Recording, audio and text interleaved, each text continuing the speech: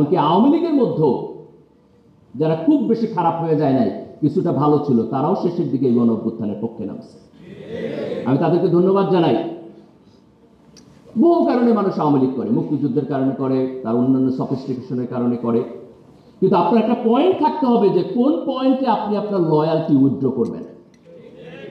হাসিনা যদি আপনাকে নিয়ে জাহান্নাম পর্যন্ত যায়, তাহলে তার পিছন পিছন জাহান্নাম পর্যন্ত যাওয়া আপনার দায়িত্ব হইতে পারে না, কোন দেশপ্রেমিক নাগরিকের দায়িত্ব হইতে পারে না। সকল নাগরিকের এই বার থাকতে হবে যে ঠিক আছে, আমি একটা রাজনৈতিক দলকে পছন্দ করি, কিন্তু কোন পর্যন্ত?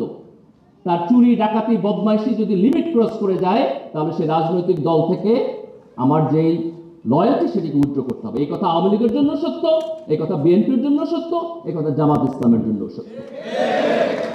আমার মস্তিষ্ককে, আমার লয়ালটিকে আমি সীমানাহীনভাবে কারো কাছে ছেড়ে দেব না, ইনশাআল্লাহ। তাহলে জুলাইয়ের গণ অভ্যুত্থানে সকল রাজনৈতিক দলের কন্ট্রিবিউশন ছিল, এটি আমাদেরকে স্বীকার করতে হবে। জাতীয় ঐক্যের জন্য এটা আমার প্রয়োজন। আমরা যদি অল্প কিছু লোক যদি মনে করে যে না, জুলাইয়ের গণ অভ্যুত্থান আমি করেছি আর কেউ করে নাই, তাহলে তার মধ্যে দিয়ে আমাদের যে জাতীয় ঐক্য সেটি হবে না। মুক্তিযুদ্ধের পরে আমরা এই ভুলটাই করেছি। আমরা সবাই করি নাই, আওয়ামী লীগ করছে।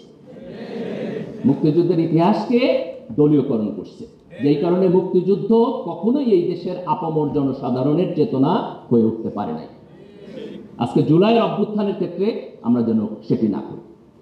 জুলাইয়ের গণ অভ্যুত্থানে একটি বড় বৈশিষ্ট্য ছিল যে এই গণ অভ্যুত্থানে যারা নেতৃত্ব দিয়েছে, যারা রাস্তায় গিয়ে দাঁড়িয়েছে, যারা গুলি খেয়েছে, যারা শহীদ হয়েছে, তাদের মধ্যে এই দেশের তরুণ প্রজন্মের সংখ্যা বেশি।